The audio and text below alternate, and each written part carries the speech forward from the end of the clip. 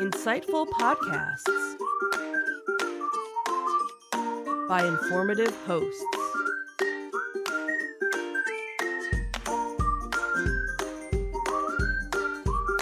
Insights into Things, a podcast network.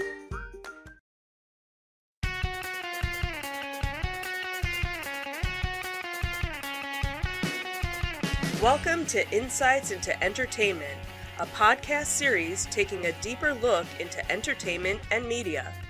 Your hosts, Joseph and Michelle Whalen, a husband and wife team of pop culture fanatics, are exploring all things from music and movies to television and fandom.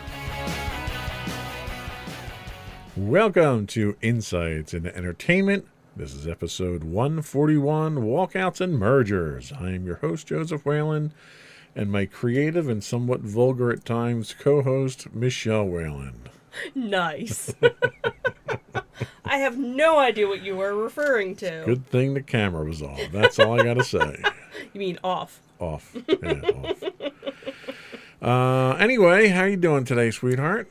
It's been a day. Indeed it has. It's been 2 days for me, actually. So It's been a week, really. yes, you know? most of one. Yeah. Fortunately, it's almost over. Hey, it's Friday Eve. Yes, it is. That's the way we were talking about it at work. We were like, we're so close. We're right there. It just means I got one more day. I got to drag my butt out of bed and go to work. Yep. So anyway, but that's not what we're talking about. No, today. it's not. No, today this is actually a back-to-back week because we had so many things to talk about. We just didn't want to let time go. Didn't want to have people wait till next week for this stuff. So this week we're going to take a look at how the Disney CEO handled, or rather mishandled, Florida's controversial Don't Say Gay bill. Then we'll dig into the next major consolidation move in the entertainment industry with Amazon's acquisition of MGM. And we've got a great insightful pick for you this week, and some convention news, but not much convention news. But before we do that, I do want to implore, beg, plead for our listening and viewing audience to subscribe to the podcast. You can find the audio versions of the podcast listed as Insights into Entertainment. Video versions of this podcast and all of the network's podcasts can be found as Insights into Things. We also list audio versions on that as well. You can find those on Apple Podcasts, Spotify, Google, Stitcher, iHeartRadio, and pretty much anywhere you can find a podcast today. I would also invite you to write in, give us your feedback, tell us how we're doing, how we're not doing. Give us your suggestions for pop culture shows or conventions that we can plug on the show. You can email us at comments@insightsintothings.com.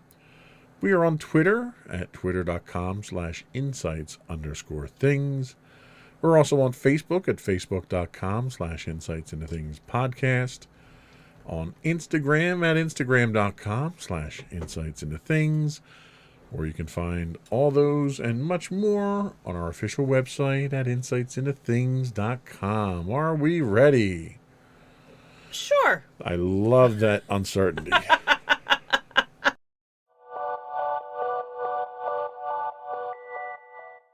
Go.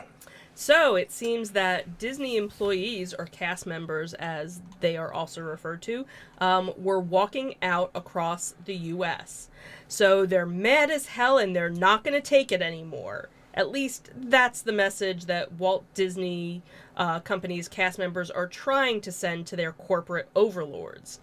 Cast members of the entertainment giant were staging walkouts across the country in protest of CEO Bob Chapek's response to the recent Florida legislation that's been dubbed the Don't Say Gay bill. LGBTQIA+, that's a lot of letters. That's a lot of letters, so you got to say it slow. The workers and allies alike planned a general walkout in locations in Florida, California, and elsewhere. Cast members are up in arms at Chapek's tepid response to HB 1557. Right, I did say, okay. It's a lot of letters. House Bill House bill. Oh, there you go. Hey, look at that. So the bill that would prohibit instruction about sexual orientation or gender identity in kindergarten through the third grade in Florida. Unlike his predecessor, Bob Iger, the lesser of the two Bobs thought he could play the politics of the state closer to the vest. Chapek sent a company-wide memo on March 7th with his thoughts. Excuse me. He believed the corporation could make the biggest impact by creating a more inclusive world through the inspiring content we produce. Basically saying it isn't important enough to get the company involved in. The company's official position on the bill was particularly galling to tens of thousands of Disney employees in the state of Florida. Chapek did issue a late and lukewarm apology, saying, "It is clear that this is not just an issue about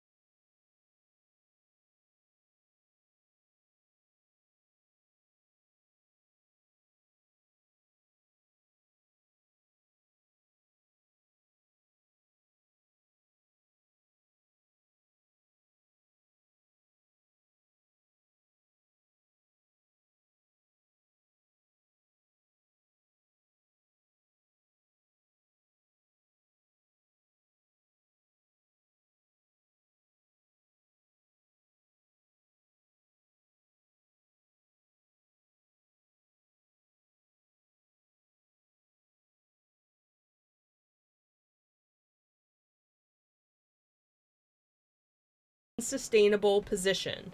We must now take action to convince the Walt Disney Company to protect cast members and their families in the face of such open and unapologetic bigotry."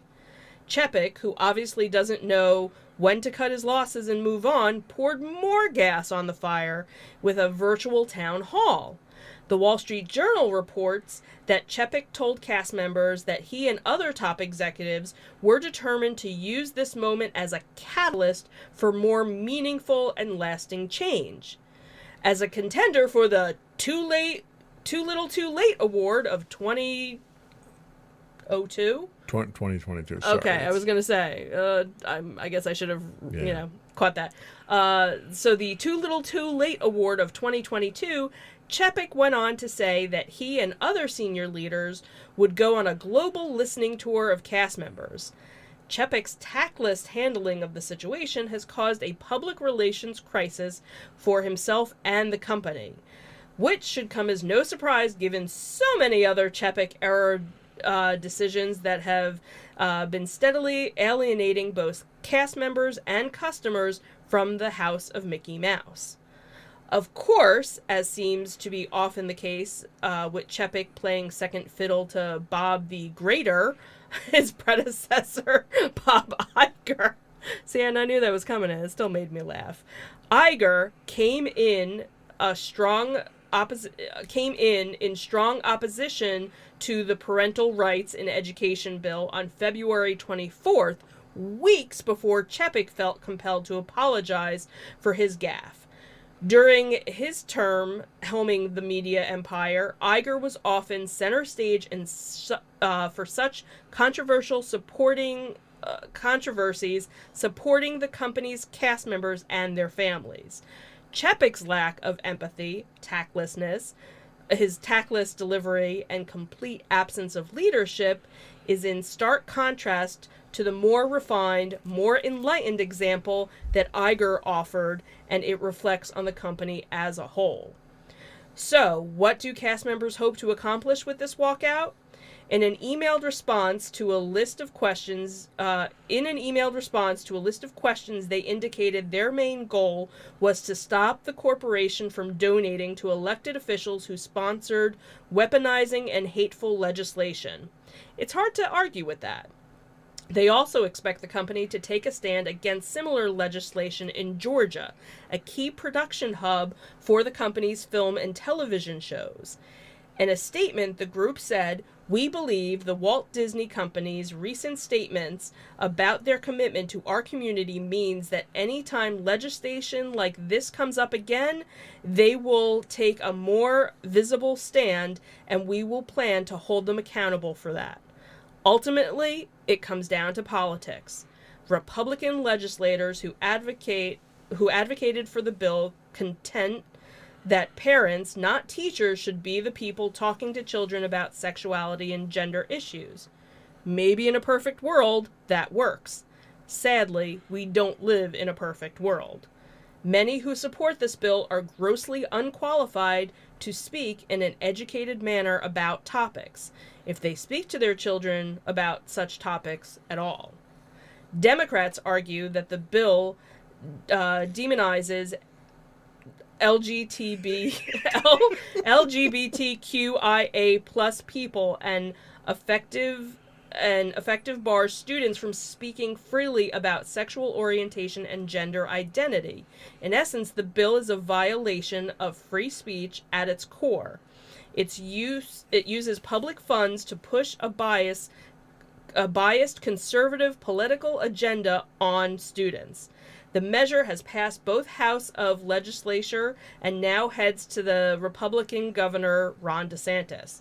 DeSantis, who's made it very clear he's neither a fan nor advocate for anyone who doesn't conform to his narrow conservative view of the world, who has already expressed support for the bill. So kudos to the cast members at Disney for standing up for this. Absolutely. And, and that's what's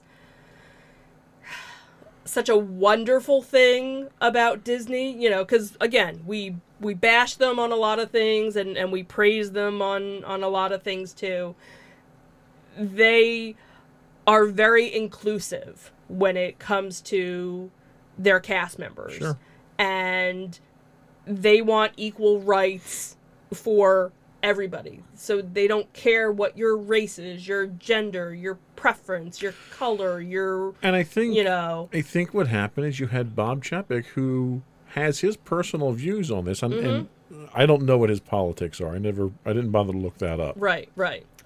But clearly, he was of this mindset that the company shouldn't be involved in these type of political things. That was what his knee-jerk reaction was. Unfortunately, you're knee-deep in it because you're contributing to politicians. Right. Because you're trying to get favorable legislation for your company. Right. So you can't not take a stand. Right. And given the company's history with Iger, who never hesitated to take a stand. Absolutely. And was always on taking the moral high ground when it came to these things. You can't just ignore that example, stick your head in the sand, and pretend that nothing's happening. Right. Your employees depend on you. And there's over 70,000 employees that work for Disney in Florida. That's a lot of votes. Right. Even if a percentage of those people don't, they might be people that are just here on work visas and, because Disney has a lot of international staff that work there. Even if you take half of that number, that's enough to swing a vote. I hope it is. I really hope it is. And especially now that you have so many people who worked in California who had to transplant to Florida now. Because of the moving operations. I'm really hoping that a lot of this backwardness clears up Florida, because I really don't even want to go and visit Florida.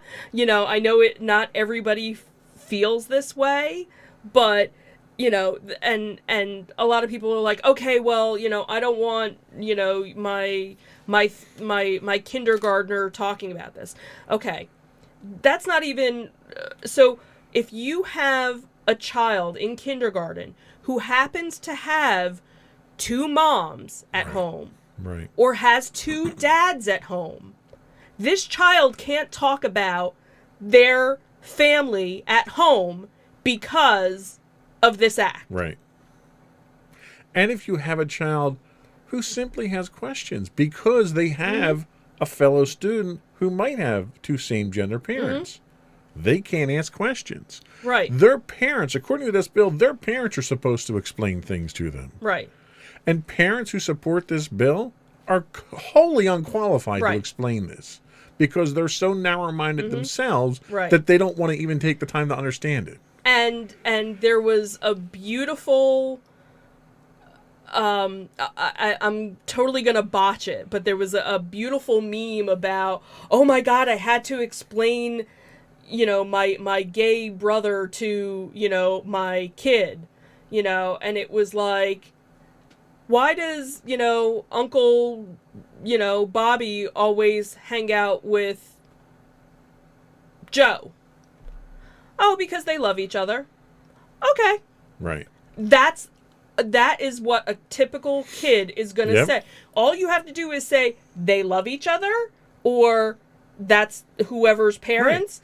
Right. And kids are going to be okay. Right. And that's the foundation that you need to start Exactly. with. Because to a little kid, it doesn't matter. Kids Color doesn't matter. Love. Exactly. And if, they do. If two people love each other, it's the most fundamental feeling that a child could understand is love. And if you start off with that, everything else is so much easier after that. And here's the other thing, okay? So now you can't talk about, different genders or whatever, or, okay, because again, this really is two different things. Sexual identity is one, gender identity is another. So now, how many times, do you say to a little kid, oh, is that your little girlfriend? Is that your little boyfriend? How many times do we sexualize toddlers? Right.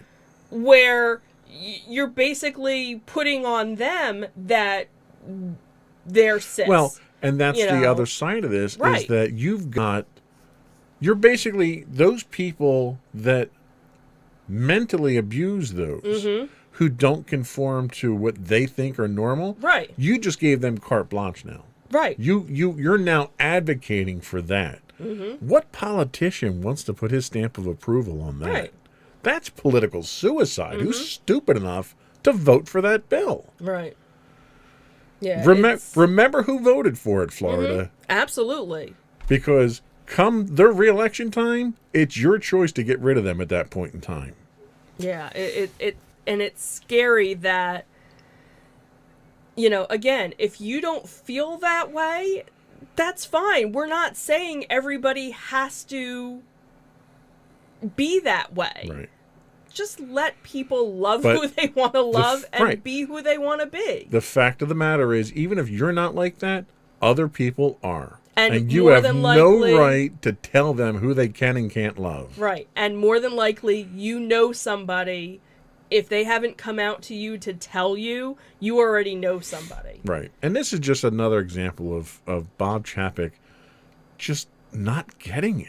Right. Like, if he would have come out right away, and that's the thing is now, you see Disney posting and Disney Plus posting and Marvel posting and Pixar and all of, the companies supporting it and, and there's one Disney group on Facebook who, pointed out that one of the accounts had posted it but taken it down because there had been a typo or something. And of course, all the trolls were, oh, see, they really didn't mean it. They were fixing a typo. Like, geez, people, And granted, there are plenty of Disney fans who are happy that Disney feels this way and hate that, Disney does gay days and all of this other stuff. And, and that's the thing that drives me crazy because these are the, Christian fundamentalists that love everybody. But only if they're like me. Right. That's the only... Right. You have to be like me and I will love you. Right. Well, what got me was even in Chapek's apology here, he says, It's yet another challenge to basic human rights. Like, oh, what a pain in the ass. We have to deal with another challenge to basic human. Like, really, right. dude? In 2022, we shouldn't have to be having to deal Right. with Right. I basic agree that you human shouldn't, but rights. it shouldn't be an inconvenience to you. The Right. problem that you have is if you don't want to play politics, then you can't play politics, which means Right. you can't go out and buy your own politicians. Right. Because if you're buying your own politicians, they damn well better vote in your favor, right? Otherwise, you're wasting your money. Right. The fact that they're coming out and saying, well, we're not going to contribute to politicians anymore. You shouldn't have been doing it in the first place. Right. And then come back saying you don't want to get involved in politics. You're neck deep in it, dude. You don't have a choice. Right. And I'm sure there's a lot of other stuff with tax credits and all this other stuff, because obviously Disney's a big supporter of, the Florida economy. But the thing is, now there's also a lot of other companies out there too. So, I'm sure if Universal and, all of these other companies kind of came together and put the strong arm, it would make a difference. So you need Disney, but you need everybody else to kind of do it as well. Corporate America needs to do the right thing. Absolutely. That's as simple as it is. And you can't abdicate your responsibility when you're that involved in politics. And they don't mention in the articles that I researched how much Disney was giving, but it's not pocket change. Oh, yeah. When you're that involved in politics and you're trying to buy your own politicians, you can't pretend that you're not part of politics. Right. They have their own lobbyists, right. I'm sure. Absolutely. The full-time, lobbyists for everything. So Disney getting it wrong again, but really Bob Chapek, yeah. just terrible. Like, complete lack of leadership, I was never a fan of Bob Iger. You know that. I think the man was paid 10 times more than he should have been paid for what he was doing. Right. But he looks like a saint compared to Chapek at this point in time. Yeah. Bob the Lesser. That's how I felt. Will forever refer to Bob Chapek. the Lesser. The lesser of two Bobs. Yeah. I like that. So, all right. That was what we had on our Disney article. We're going to take a quick break. We'll come back. And we'll talk about some entertainment news.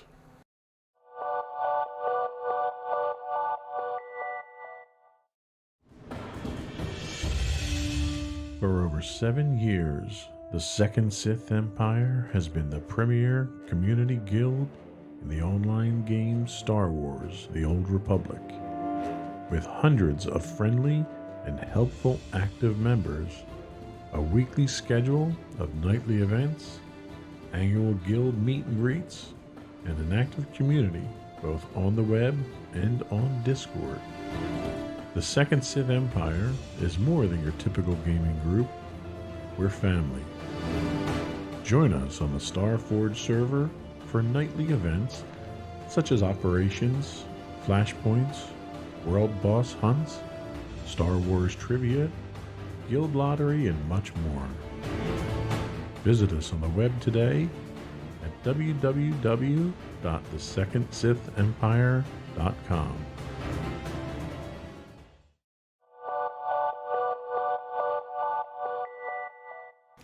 So what does the Amazon MGM deal mean for the entertainment industry? The man with the golden wallet now owns the man with the golden gun and much more. Amazon has agreed to purchase the film and television studio MGM for nearly $8.5 billion. At first glance, that number sounds big, but in reality, it's insignificant compared to so much that's going on in the industry now. The merger was actually first announced last May and just recently became official. It's the second largest acquisition for Amazon after Whole Foods. It's also the latest in a string of mega mergers within the entertainment industry, including AT&T's merger of Warner Media and Discovery last year. Included in the merger are iconic brands, including the James Bond franchise, Rocky, The Silence of the Lambs, and Legally Blonde, just to name a few.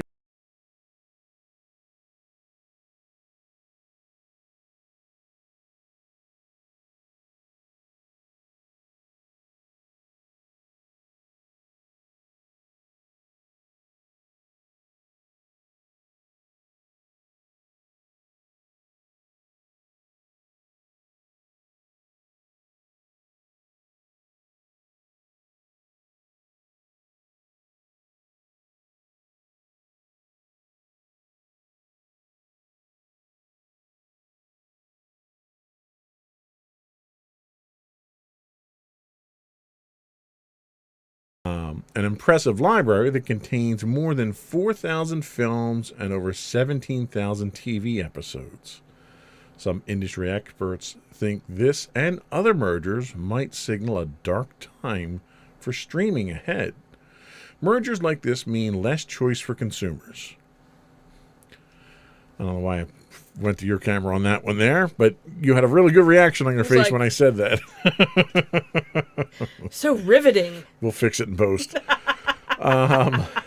Anytime there's less choice and therefore less competition, it means higher prices. Just what we need right about now, right? Mm-hmm.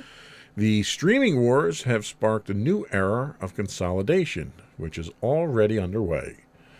This still has a way to go before they get overly restrictive, but they're already moving in that direction. So what do I say? Blame Disney. Everybody else does. Sure, why not? Amazon, Netflix, and just about everyone else are trying to bolster their reserves of intellectual property in order to compete with Disney with their new and highly successful streaming service, Disney+. So you can't really blame Amazon for this. Disney threw down the gauntlet in 2009 when they acquired Marvel Entertainment. The neglected property wasn't all that impressive at the time, but we see what Disney's done with it since then. Disney then raised the stakes again in 2012 when they bought Lucasfilm. Between their original work, their Pixar properties, Marvel, and Lucasfilm, Disney essentially locked up 90% of the target audience's childhood under one roof. Of course, they spent a year squandering the opportunities they had by housing their works on other streaming networks until they launched their own streaming service in 2019. But since then, everyone has been trying to be Disney in the streaming world. So what's the end result for consumers? Static catalogs are well and good if you like rewatching TV shows and movies, but the real money's in new content, right? Mm-hmm. Maybe. It's likely that Amazon will be milking their newly acquired properties like Rocky and James Bond for sure. You may even get spin-offs based on your favorite characters. I mean, Rocky is nothing but spin-offs at this point. True. But that also means you'll likely have fewer unique stories emerging from these studios. You're likely to get retreads of what you've already seen, which is pretty much what we see with Disney now. I mean, Disney, sure, they're still putting out original content, but a lot of what Disney's doing is taking some of the stuff that they have and re-releasing it. You know, we're seeing live-action versions of animated versions of their movies. It's like, okay, you guys can't come up with original stories at this point in time? Well, one of the newer movies that just came out was Cheaper by the Dozen, which was a remake of, a Steve Martin movie. Yeah. So I was kind of like, wait, what? Oh, we already... Yeah. Okay. So you're seeing the retreads coming out of Disney. Right. You're probably going to see the same thing coming out of Amazon. Now, Amazon has not hesitated to drop money on projects that they like. You know, we're very fortunate that they picked up The Expanse. The Expanse, right. You know, they saved a show that we absolutely loved, and they've hemorrhaged money into it for effects and story and staff and everything else. Right, and you could definitely see the difference between from when it was on Sci-Fi and then when it came over to Amazon Prime. So absolutely. So it's reasonable to think that they're going to continue that trend with their MGM properties. Hopefully, maybe. I don't know. Do you need to have, a remake of Rocky? Or well, and that's a thing. You've got the Creed movies that are the trend now. True. You could, or maybe find, But they also have Lord of the Rings. True, and Lord of the Rings TV series is coming out. So they've got that. They've got RoboCop, which is a dead franchise. They tried to revive that with a new movie, but that's certainly something that you can pick up and run with. Right, and I could see doing not maybe James Bond, but something... Jane Bond. Sure, something in that, genre, so I guess think what would be interesting there would be to see how the female M got to her position. Like a Cold War precursor of M. And that's what would be interesting to see is, okay, we always see the movies and everything with James Bond in the back. What's the background? What's how? Right, and that's what Star Wars is doing. Right, that's what Disney did with True. Star Wars. Is they went to the fringe. Right. We're not doing the mainstream. We're bringing mainstream characters in just every for now recognition. and then. Right, like you obviously have to have somebody as James Bond, but you don't necessarily need to see him. Right. They make guest appearances periodically. Right, exactly. That guy that just walked by, that was Jane. That was 007, by the way. Right. Who's 006? Right. Tell the history of who was 001. How did you get 1, 2, 3, and obviously 7? Who's 8, 9, and 10? And that's what we might see with some of the spin-offs that they're talking about here. But I think they're right. The analysts are right. What you're going to see is a continued march towards consolidation. We're seeing the same thing in video games too. Everything in entertainment is going towards sucking up all these separate companies, putting them under these big giant umbrellas, and you're going to go back, ironically, back in the 70s and 80s, you had 3 networks. Right. And that was your entire entertainment industry. Because that you have Paramount Plus. So everything under all of those umbrellas is now the one. Disney now ended up getting all of their things that had been on Netflix and other places. So even the Netflix original Marvel shows like Daredevil and Luke Cage. And that was what what I had mentioned earlier was that Marvel or Disney really squandered a lot of their intellectual property early on because they didn't have any place to stream it. Right, so they said, okay, you can do this and you can have this, and now they're like, we want it, and now it's all there. So now you actually have the parental controls on Disney Plus, because when Disney Plus first started, you didn't have to worry about it. Right. Now all of those other things are there. So. The downfall to that is the elimination of competition always means higher prices, because there's absolutely no reason for these companies to compete against each other in a price war. And we've already seen price increases start from it. That's the thing that's probably the most damaging thing. From a creative standpoint, they're still going to be churning out content. They're still going to keep the franchises alive. Right. You may even see this revive some franchises that have been neglected. You may see a revival of a RoboCop franchise because they've got the property for it now. They've got the budget for it. Right. So that's one thing that I think the creative side is probably going to continue to go, because that's where the money is. But it's going to cost more. Right. If you want to see a new RoboCop movie, you're going to have to pay for it somehow. Maybe it's, an extra $5 for your Amazon Prime subscription now. Right. Whatever it is. But Amazon has never hesitated to raise their prices as they added more services. Right. Amazon's one of those companies that at least you see a return for your investment. Disney's notorious for, on a regular schedule, increasing prices for everything. Right. And you, year after year, don't feel you're getting a return for that investment. Whereas every time Amazon gives you something, they usually give you something after. They usually give you a raise in price after you've gotten some kind of service out of them. So there's definitely an incentive to accept those prices. I think your average user will be less hesitant to accept those prices. Right. And again, because when you're talking about Amazon Prime, you're not just talking the television stuff. You're also with the music, and you also have the free shipping and advantages of that. So and that's all kind of bundled together, whereas, with like a Disney Plus, all it is just... Do you think we'll ever see a Disney MGM Studios again now? I wonder how much I can get for my shirt online. Yeah, see? Sell it on Amazon. The other thing to note here is, do they take control of the MGM Grand Casino? Really? Well, I don't know. Oh, I don't know. do they? I don't know if they take control of that. Yeah, I don't know To how think that Bezos would be in control of a casino is terrifying. That is kind of scary. Yeah. You get Amazon credits or something. Right, there you go. There you go. Amazon gift cards when you cash out. They just drop out of the slot machines now. That would be kind of funny. Yeah, they didn't mention that in the articles that I read, but it would be interesting. Yeah, yeah. But anyway, I don't think the end is near. I think there's a lot more acquisitions to happen out there, and people have too much money to burn, I guess. $8.5 billion. You know, I wish I had that much. There's certainly other things I'd spend it on than buying a studio. That's for sure. I have a studio. I love my studio. Do you? I do. I'm always trying to change it and evolve it, but that's okay. Right, right. Life is change, right? There you go. Anyway, that was all for our entertainment news. We'll be back after a quick break with a good pick of the insightful pick of the week. Thanks.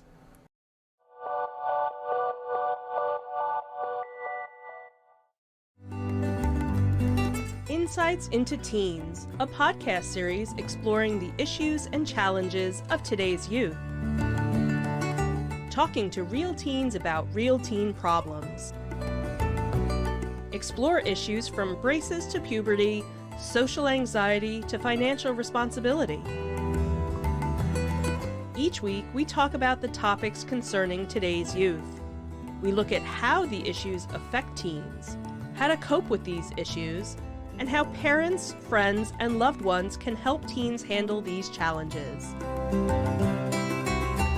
Check out our video episodes on youtube.com/insightsintothings. Catch our audio versions on podcast.insightsintoteens.com or on the web at insightsintothings.com.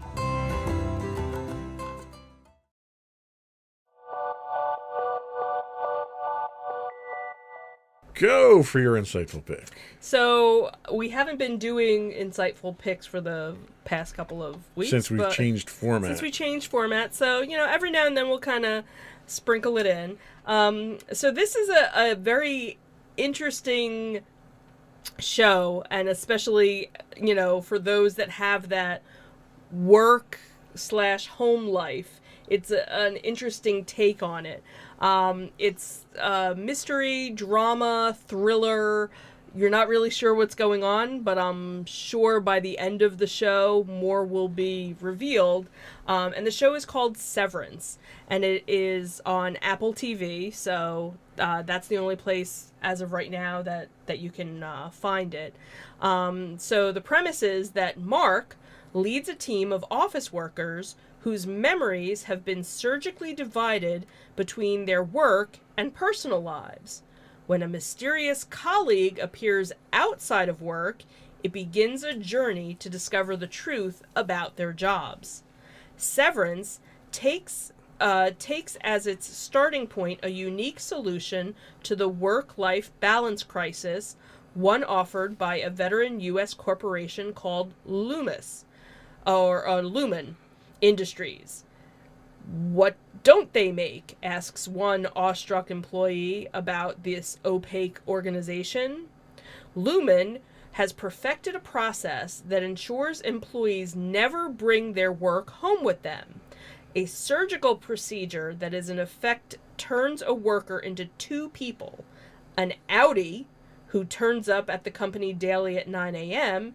and goes home at 5, and their innie, alter ego, who exists only in the workplace from 9 to 5 and has no concept of life outside of the concrete complex where they work.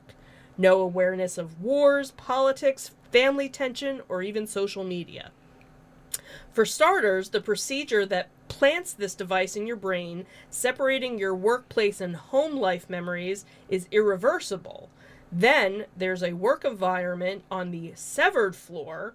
Of course, you have to descend, to get there, which consists of kind of a warden of a path of never-ending corridors and sterile office spaces of kind of like what a hospital would envy. So, and as the work is performed by 4 members of the microdata refinement department that the story is kind of centered around, let's just say that when someone calls it a mysterious and important work, they're kind of half right. One of the show's great, conceits is that no one actually understands what their work achieves. Of course, as with any workplace set show, the dynamic between the 4 colleagues plus their relations with their bosses is integral to the success of the show, even one as lofty as this. And this is where it really scores, giving us characters to care about and humanizing an inhumane concept. So it's very interesting because, again, we know that we have, in our daily life, those of us that work, we have our work persona and we have our home persona. So this is kind of an interesting spin because you don't know the two and you almost become 2 different people. But what ends up happening is this one person who worked for the department found a way to take it out, but now is going through all this like mind meld type stuff where he doesn't know which end is up, and obviously the company knows something happened, so now they're kind of like doing a witch hunt to find him. So what's interesting is, this job that they're doing, they don't really know what they're doing, and it's so funny because it's supposed to be this, kind of high-tech company, but they're working on computers that are like, 20 years old and doing all these things. Like, you're like, what? And so one of my theories is that what they're doing, it really has to do with the implant. And that's what the job entails, is monitoring these people and making sure that you can that you can control them to do all this stuff. Like the one person tries to quit. And she basically gets a message from her outie saying, "You're not quitting. We will do everything to keep you here. This is your job." Because as soon as you kind of go down like the elevator or you go up the elevator to leave for the day, you all of a sudden, you don't even remember what your job was. Like, you kind of go into a locker room, you change your watch, you change your shoes, you change your badge. And the other interesting thing, too, is anybody that works on the severed floor, nobody starts work at the same time. Everybody's shifted by, 10 minutes so that you don't run into anybody. Right. Because you don't know who this person is until you get down there. And the other thing, too, is so many people, like, when they get to work, they feel like, oh, wasn't I just here? Like, you don't feel rested because you don't realize that you left. So it's very interesting when you kind of, think about it. And then now as the season's progressing, this one department who never met anybody else except for like top management now is all of a sudden running into other people, and they're like, we know who you are, but we never run into you. And so there's all this interesting, dynamic of, oh crap, now we got to keep them separated. How do we do this? So how many episodes are there in the series? I think they're going to be 8 total. Single season? Yeah. Okay. Yeah. As of right now, I don't know if it's something where, is it? I'm assuming it's something that they're working to a conclusion.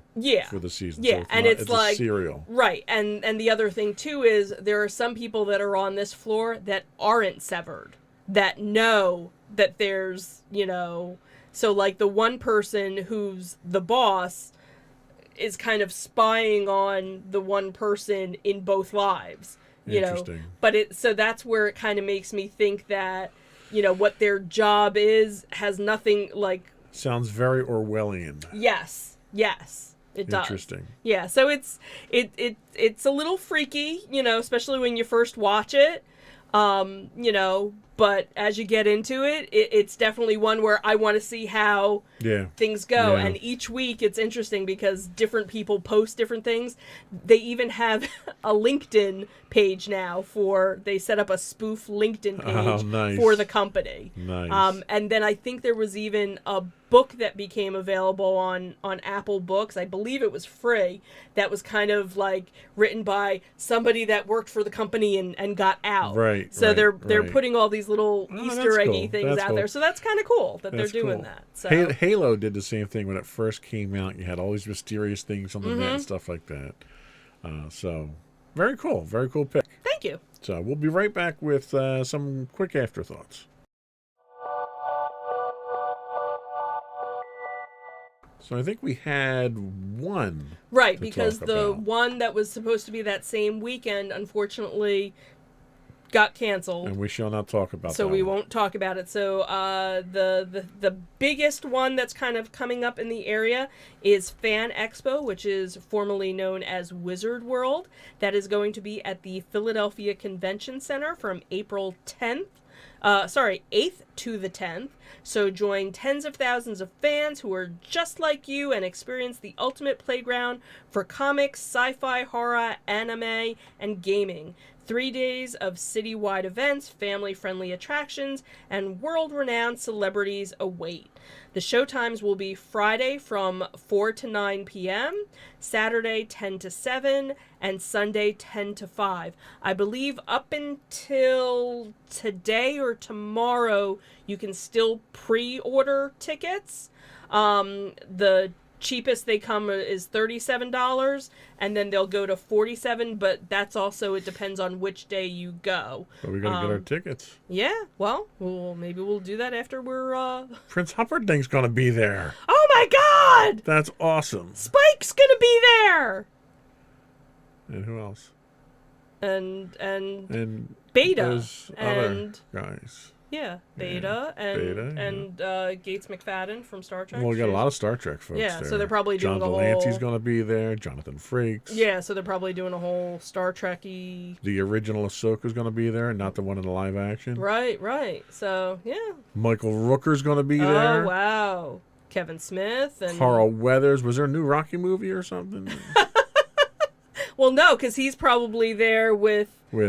So they're doing the whole Mandalorian, and then of course David Tennant. Who's that? Know, who? Who's that? You're so funny. All right. Oh, so yeah, we got to get our tickets, but definitely that's the place to be. Yep, sure like. Is. Anything else coming up on the horizon that you're aware of? Well, we had the little toy show that's the weekend before that. That's the one that's in Delaware, the Nurse Shrine one, yeah. Right. Oh, we got to plug that one. We love plugging that one. Yeah. We'll probably wind up going to that one, too. I can't spend too much there if we're going to Fan Expo the next week. Right, exactly. So, anyway, that was all we had today. Before we go, I do want to once again invite you to subscribe to the podcast. Audio versions of this podcast can be found listed as Insights into Entertainment. Video and audio versions of all of our podcasts can be found listed as Insights into Things. We're on Pandora, Castro, Stitcher, Podbean, Buzzsprout, and any place you can get a podcast. I would also invite you to write into us, give us your feedback, give us your shows you'd like us to plug. You can email us at comments@insightsintothings.com. You can find us on Twitter at twitter.com/insights_things. Video versions of this podcast can be found at podcast.insightsintothings.com. You can find us on Facebook at facebook.com/insightsintothingspodcast. High-res versions of our videos can also be found of all of our past videos on YouTube at youtube.com/insightsintothings. You can find us on Instagram at instagram.com/insightsintothings. We do stream 5 days a week on Twitch at twitch.tv/insightsintothings. And for links to all of our various sites, you can go to our official website, www.insightsintothings.com. That's it. Another one in the books. Have a good week, everyone. Bye. Bye.